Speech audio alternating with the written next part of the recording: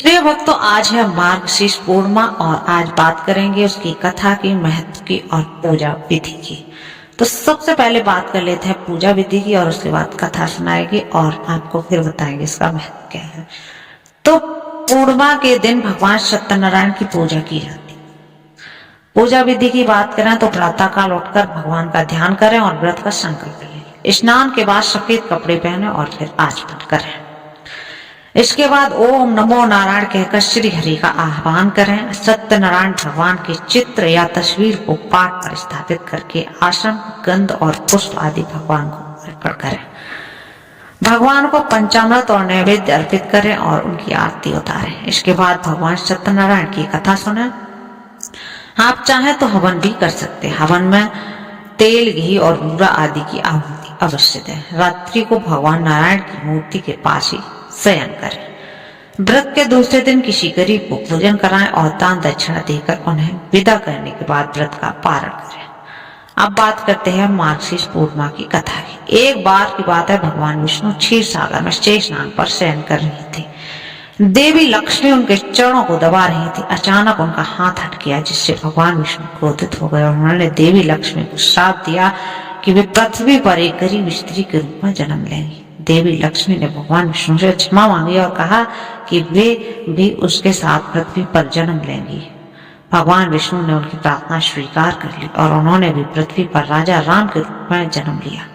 देवी लक्ष्मी सीता के रूप में उनकी पत्नी बनी। इस प्रकार मार्गशीर्ष पूर्णिमा व्रत भगवान विष्णु और देवी लक्ष्मी के पुनर्मिलन का प्रतीक है।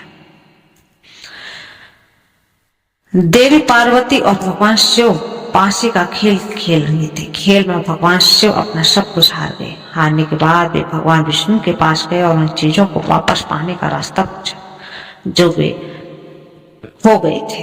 इस पर भगवान विष्णु ने उन्हें बताया कि भौतिक चीजों का मोह क्या करना है, यह तो तभी चीजें सांसारिक एक भ्रम है।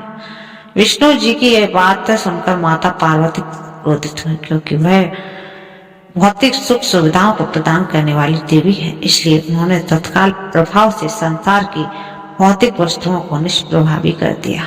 इससे संसार में भारी अराजकता फैल गई। सभी को संसाधनों की कमी और भोजन की कमी का सामना पड़ा। यह देखकर शिवजी ने ब्राह्मण बनकर माता से भिक्षा मांगी। चूंकि माँ पार्वती मात्र प्रेम का अवतार है, इसलिए उन्होंने भिक्षा दे दी। शिवजी ने उसी भिक्षा से संसार का भरण पोषण किया। बाद में माता को सभी पर दया आ गई और वह अपने बच्चों को कष्ट में नहीं देख सकती थी, इसलिए उन्होंने देवी अन्नपूर्णा का रूप धारण किया और पृथ्वी पर जाकर जिसे भी आवश्यकता हो दिसंबर में पढ़ने वाले सभी लोग मार्गशीर्ष व्रत हमेशा प्रचुरता और एकादशी और जिस दिन एक अन्य कथा के अनुसार श्री कृष्ण ने गीता के देवताओं में सत्यवती नदी में बदल गई। धीरे धीरे 2 दिसंबर को दोस्त का व्रत है और 4 दिसंबर 2025 में अन्नपूर्णा जयंती से जल विहीन और दत्तात्रेय। हालांकि वह भगवान विष्णु सच्ची भक्त थे, इसलिए उसने बड़े समर्पण के साथ 2025 को प्रसन्न होकर नदियों के जल के रूप में उसके पास आए। 7 दिसंबर 2025 अखुरत, यही कारण है कि लोग मार्गशीर्ष संकष्टी चतुर्थी रहती है डुबकी लगाते हैं। बात करेंगे 11 दिसंबर को कालाष्टमी, मासिक कृष्णाष्टमी है। तो मार्गशीर्ष पूर्णिमा है जो एकादशी आ जाएगी। सफला पुराणों में इस दिन स्नान, दान और तप का विशेष महत्व। मार्गशीर्ष पूर्णिमा के दिन हरिद्वार, बनारस, मथुरा और प्रयागराज आदि जगहों पर श्रद्धालु पवित्र नदी में स्नान और तप करते हैं। इस दिन पवित्र नदी में स्नान करने का महत्व है। मार्गशीर्ष पूर्णिमा के दिन हरिद्वार, बनारस, मथुरा और प्रयागराज आदि जगहों पर श्रद्धालु पवित्र नदियों में स्नान और तप आदि करते हैं।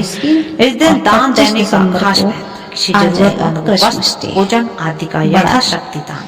27 दिन किए जाने वाले दान का सिंह की जयंती रहेगी। अन्य पूर्णिमा की तुलना में 30 गुना अधिक मिलता है, इसलिए इसे 30 एकादशी भी कहा जाता है।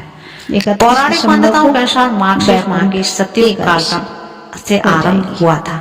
इस दिन तुलसी की जड़ की मिट्टी में पवित्र नदी, सरोवर या कुंड में स्नान करने से भगवान विष्णु की विशेष कृपा मिलती है। भगवान सत्यनारायण की पूजा करना व कथा सुनना यह परम फलदायी बताई जाती है। माना जाता है कि इससे घर में अन्न और धन की कभी भी कमी नहीं रहती है। अब बात करते हैं पूष मास का आरंभ जो होगा